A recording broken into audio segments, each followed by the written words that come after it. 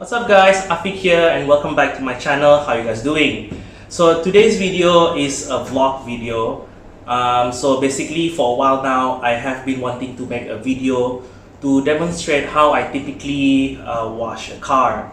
So as some of you know, I actually, if I'm not doing YouTube, I run a personalized sort of like private detailing business. So I polish car and do detailing on cars. Okay, so a full disclaimer, the products that I use inside my video, I'm not sponsored by them. So this is the product that happens to be that what I'm using as I'm running this business.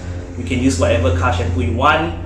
Also, because I'm running a detailing business, I am equipped with a water pressure gun, so as well as a foam maker. So I usually use these two when I'm washing the car. So the car that I use is my mom's car. So this is a vlog of how I would typically wash my car, client's car, whatever car. So without further ado, this is ABB Automotive, I guess. So yeah.